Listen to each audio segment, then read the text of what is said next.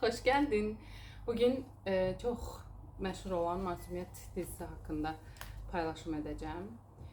Əslində Masumiyyət dizisinin qısa psixoloji analizini vermək istəyirəm. Düşünürəm ki, bir çox insan tərəfindən bəyənildiyi üçün bu dizi, bunun haqqında önəmli psixoloji detalları paylaşmaq mümkündür.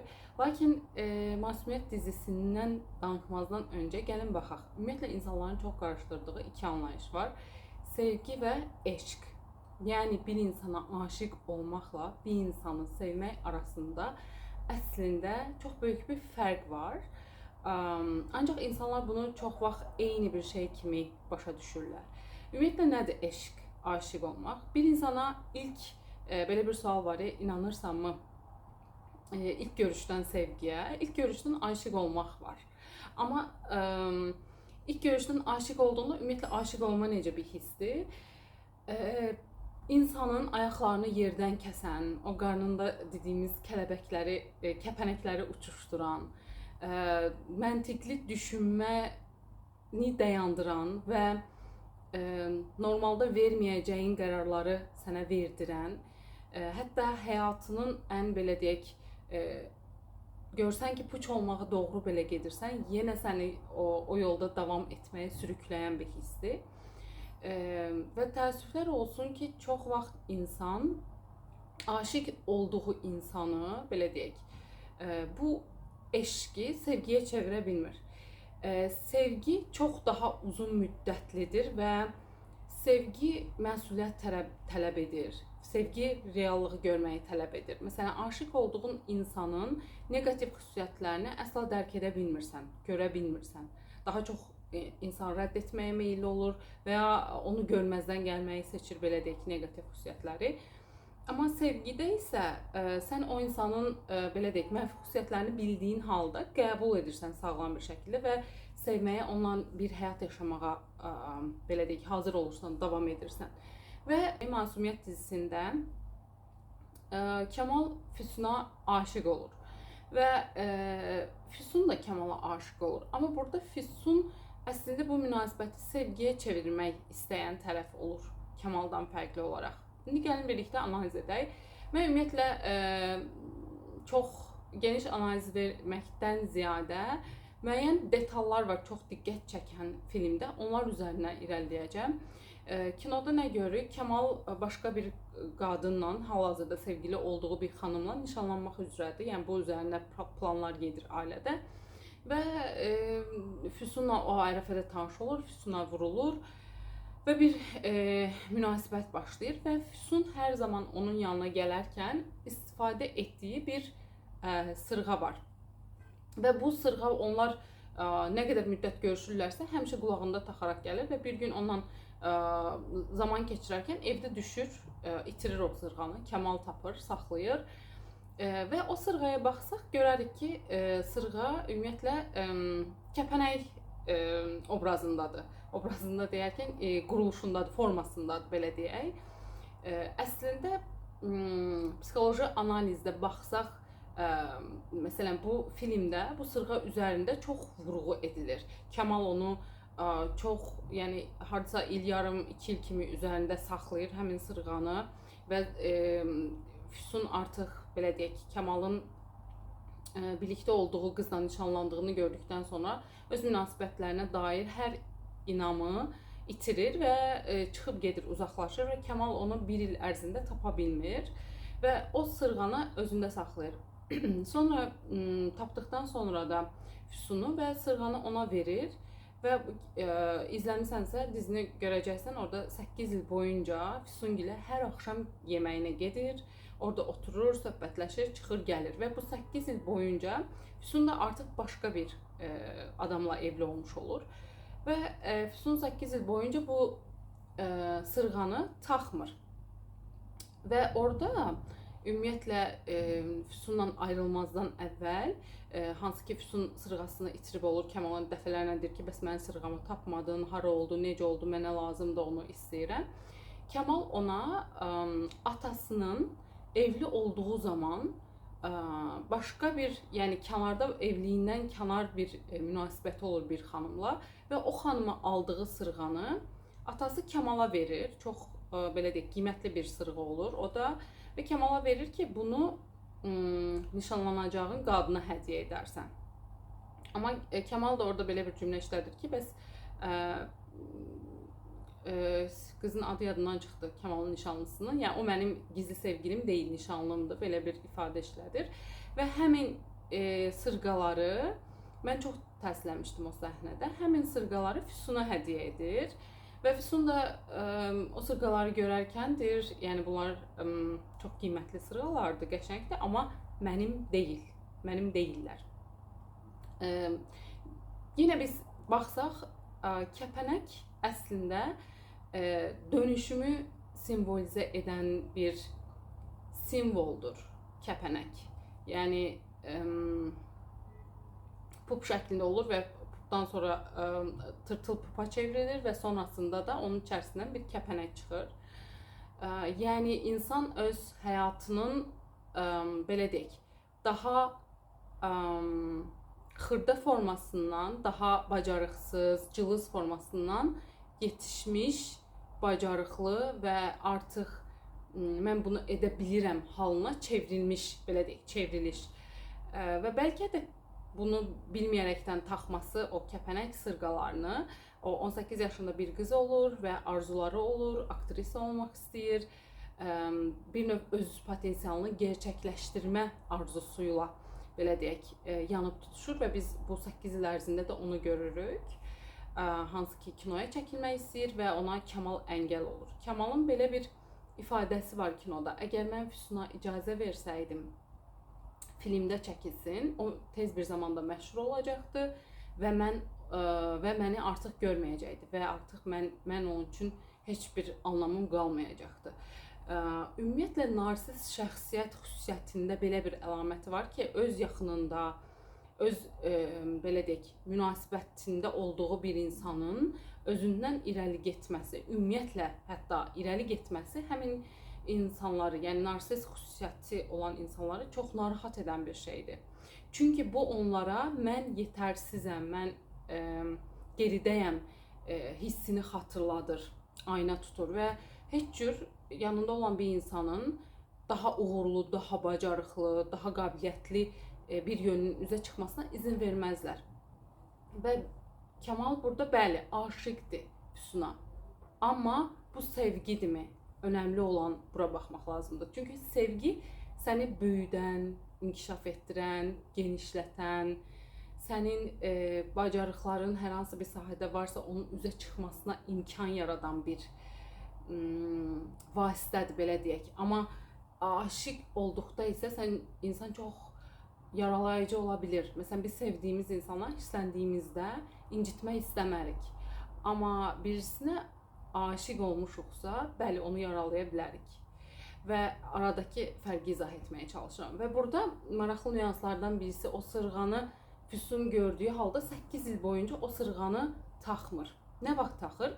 Hansı ki artıq öz ərindən boşanır və Kəmal ona evlilik təklif edir. Onlar münasibəti rəsmiləşdirməyə artıq qərar verirlər və Fransaya nişanlandıqdan sonra gəzmək üçün, belə deyək, anası ilə də birlikdə yola çıxdıqda həmin gün sırğanı taxır. Əslində onun biz ümumiyyətlə Füsunu izləyərkən daha çox Kəmalın gözünə izləyirik, orası doğru, amma bir növ mənə ötürdüyü hiss sanki artıq bu Kəmal nişanlandıqdan sonra Füsun çox belə deyək, dərin depressiv bir vəziyyətə düşür, dayanmadan, yəni filmdə o kadrajlarda göstərildiyi ağlamağı, özünü toparlaya bilməməsi, bir növ özünə gələ bilməməsi və hansı ki bu 8 il boyunca Kəmal onların evinə getdikdə də Füsunu çox biz vurdum duymaz, heç bir şey vecinə deyil, sanki hər şey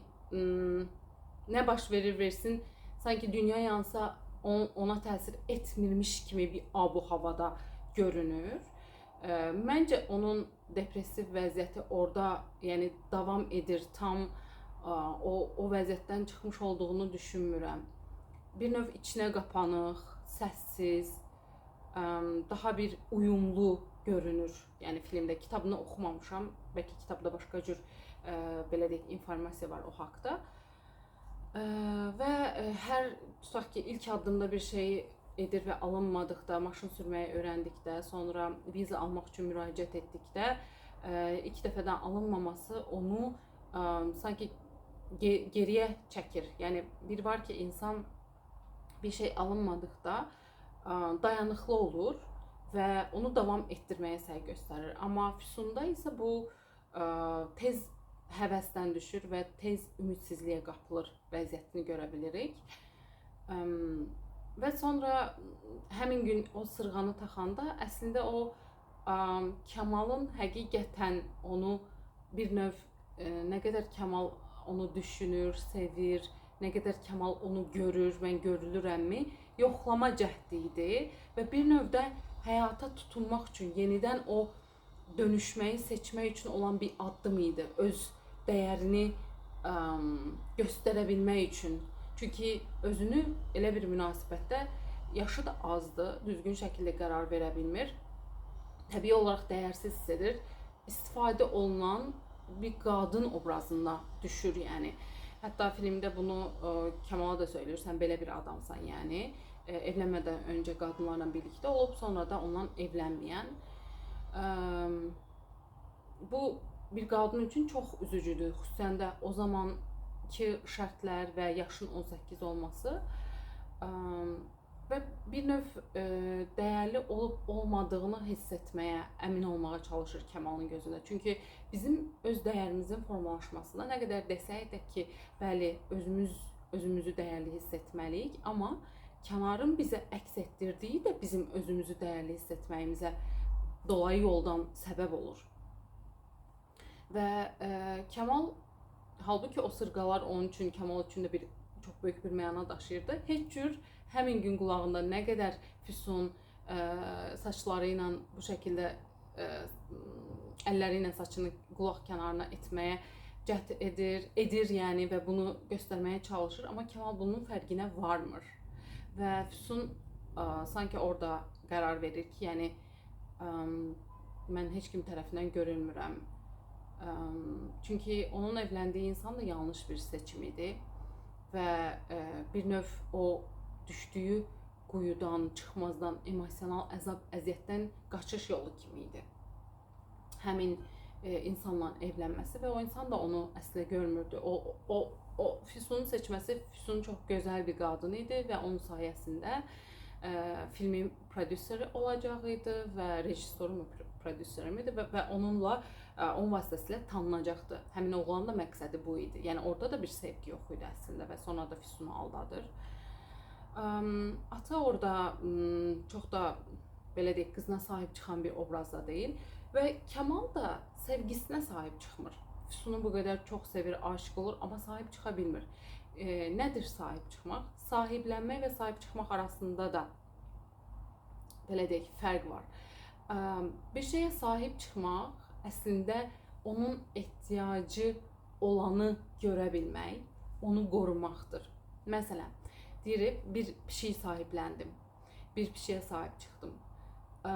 Məsələn, pişiyin ehtiyacları nədir? Onu görürsən və onu ödəyirsən.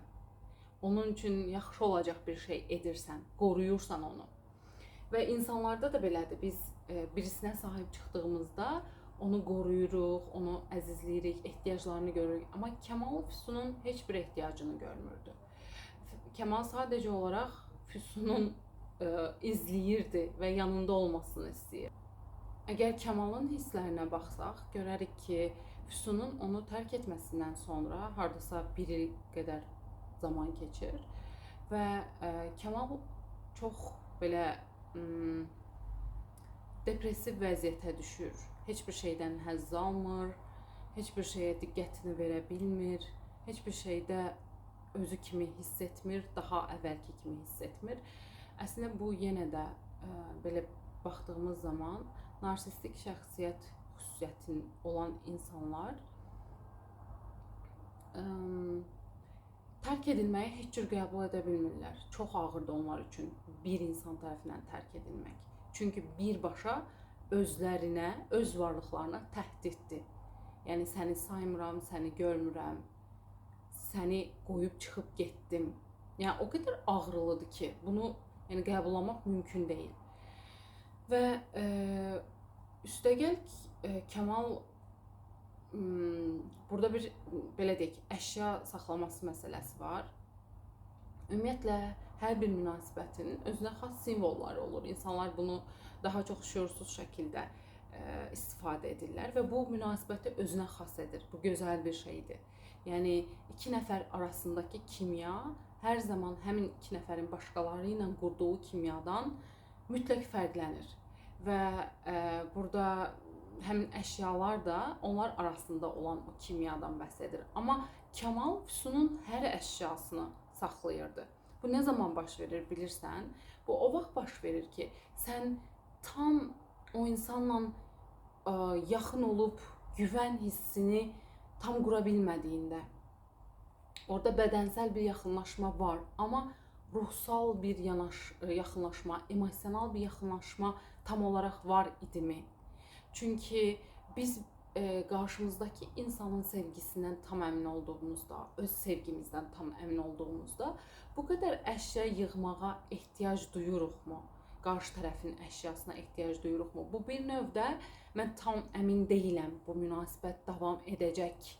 Sanki bir tərəfi Kəmalın əmin idi ki, bu münasibət axıra qədər getməyəcək və o Füsunu itirəcək bir şəkildə bu münasibət bir-birindən qopacaq və o əşyalar gələcəyi üçün sanki bir necə deyim, onun sığınacağı bir yer olacaq, onun təsəlli tapacağı bir yer olacaq, tutunacağı bir yer olacaq. Çünki biz real həyatda bir hissləri həqiqətən yaşayıb, hiss edib, dərinləməsinə bir bağ qurduqda o insanla real yaşanmışlıq o qədər dərin və təsirli olur ki, əşyadan çox o insanla məsələn zaman keçirmək sənin üçün anlamlı olur. Burada isə biraz tərsinədir vəziyyət. Burada biz sanki Kəmalın Füsunun əşyalarına daha çox diqqət göstərməsi, Füsunun hər hansı əşyaya dəydisə onu götürüb saxlaması burada bizi düşündürür. Yəni sanki bir növ özünü Kəmal bu yaşanmışlığın çox qısa olacağını və davam etməyəcəyini dəlalət edir. Və nitqimin başlanğıcında nə söylədim? Dedim ki, Kəmal 8 il boyunca Füsungilin evə gedir. Füsun evli olmasına baxmayaraq hər axşam yeməyinə və orada əslində Füsunla açıq-açıq danışa bilərdi, ailəsinə danışa bilərdi. Füsun daha erkəndən həmin insanla ayrıla bilərdi və 8 il gözləməyə bu qədər ehtiyac olmaya bilərdi. Amma Kəmal bunu etmirdi. Yəni bir necə deyim, hərəkətə keçmirdi, yəni heç bir şəkildə münasibətdə hərəkətə keçmir. Hətta Sibəllə olan, nişanlısı Sibəllə olan münasibətdə də, yəni nişanlanmadan öncə sevgili idi Sibəllə və Füsunla evlənməsi mümkün ola bilərdi. Orada bəzi analizləri oxudum, yanaşmaları ki, hansı ki Sibel daha üstün ailədən gəlirdi, bəli səviyyə fərqi var idi. Amma bu o demək deyildi ki, Kəmal bunu bacarmazdı. Sibeldən ayrılıb çox qəşəngdir, yəni Füsunla münasibətinə sağlam bir şəkildə və rəsmi bir münasibətin içərisində davam edə bilərdi. Niyə? Çünki Kəmalın özünə Sibelin sevgisi də onu sahiblənməsi, ona necə deyim, xoş rəftar göstərməsi də onu aşırı dərəcədə xoşbəxt hiss etdirirdi. Yəni o bir qrup vardı orada, ora aid olması və üstün görülməsi. Hətta nişanda belə bir ifadə deyir Kəmal, bəs mən bu qədər çox insanın bizi alqışlaması, sonra anasının orada Sibeli tərifləməsi, necə gözəl seçim edib geyimi ilə bağlı, necə gözəl görünməsi, istərsəniz nişanı olduğu üçün də qəşəng görünür və Kəmalın da orada heyranlıqla ona baxması və sonra Füsunun orada gəlib onu izləməsi Kəmalı aşırı dərəcədə xoşbəxt hiss etdirir. Yenə narsistik şəxsiyyət xüsusiyyətində var bu. Yəni Füsun əslində orada hansı halda da acı çəkir, üzüntü içərisindədir və onun üçün dayanılmaz bir şeydir. Sevdiyi insanı başqası ilə nişanlanarkən xoşbəxt olduğunu görməyi, izləmək. Amma Kəmal bütün bunlara, yəni bunlar vecinə belə deyil. Çünki mərkəzdə sadəcə və sadəcə özü var. Amma yenə Kəmalın davranışına baxdıqda acı çəkməsi və sonra 8 il boyunca yenə Füsunu orada kənardan izləməsi, biz burada tam əmin ola bilmirik. Yəni bir növ mazoxistik xüsusiyyət kimi də görünə bilər. Acı çəkməkdən sanki zövq alır. Bir digər tərəfdən də artıq Füsun ona bir məsafə qoyur və əgər nəyisə bir şey deyərsə Kəmal, Füsun tərəfindən tamamilə rədd edilə bilər. Bunun qorxusuyla da addım atmamış ola bilər. Burada necə olur bəs, düşünə bilərsən, necə oldu bəs onda Kəmal əgər rəsmi ciddi bir münasibət istəmirdisə, Füsunla ailə qurmağa, evlənməyə qərar verdi. Artıq Füsun öz kartlarını açıq şəkildə oynadı. Daha öncəsində gənc idi, toy idi, nəyi necə ifadə edəcəyini bəlkə də bilmirdi, bəlkə də gözləyirdi ki, Kəmal bunu özü edəcək, Kəmalın etməsini, düşünməsini istəyirdi. Amma gördü ki, Kəmalda bu qabiliyyət yoxdur və özü tələblərini irəli sürdü. Nişan olacaq, məsələn, rəsmi nikah olacaq, bu şeyləri istəyirəm, əgər mənlə evlənmək istəyirsənsə. Və Kəmal da onu itməyi gözə ala bilməzdi. Bu səbəblə də qəbul etdi. Bunu daha öncədən Füsunda da sıxıntı nə idi? Özünü ifadə əksikliyi. O gəlir, ağlayır, küpəsinin hər sırğasının itməsinə etiraz eləyir. Bir şəkildə xırda şeylərə, sanki xırda bir şeylərə etiraz edir, amma əslində altındakı səbəb Kəmalın onu ciddi bir nöqteyi nəzərə qoymaması. Sibel daha üstün görürdü Kəmal. Ona görə ondan bir rəsmi münasibətə layiq görürdü. Füsunu isə görmürdü. Çünki Füsun özünü görmürdü. Çünki özünə dəyər verən, məsələn, özünü dəyərli hiss edən bir qadın başqa bir insanla sevgili olduğunu bildiyi bir kişinin evinə gəlib, orada həmin insanla sevişməzdi. Və burada net bir şəkildə Füsunun öz dəyər əksikliyini, öz sərhədlərini sağlam şəkildə ifadə edib qoya bilməməsini biz görürük. Yəni filmdən danışıram yenə. Amma bunu dərk etdikdən sonraki yanlış edib, Füsun öz yanlışını əslində bu nöqtədə düzəltməyə səy göstərir. Və Kəmal da artıq Füsun özünə dəyər verdiyi üçün Kəmal da ona o dəyərin qarşılığını göstərir bir növ. Çünki bir nöqtədə insanlar bizim aynamızdır kimi baxsaq, yəni mən özümü dəyərli hiss edirəmsə ona uyğun özümü aparacam və qarşımdakı insan da məni o belə deyək konumda yerləşdirəcək. Və təəssüf ki, sonun belə deyək dramatik şəkildə bitir. Ancaq Kəmal yenə də Füsunu unutmaq və ya onu həyatından çıxarmağı düşünmür. Xəyallarında, yuxularında və həmin o apartman dairəsində onu yaşatmağa davam edir. Məncə analiz olunmağa dəyər bir hekayə idi. Bəlkə daha çox şey də demək üzərinə mümkün ola bilər, amma çox da uzatmayım. Dinlədiyin üçün təşəkkürlər. Əgər hər hansı bir sualın və sənin öz yanaşman varsa, buyurub altda rəy bölməsinə qeyd edə bilərsən. Başqa yeni videolarda görüşmək üzrə.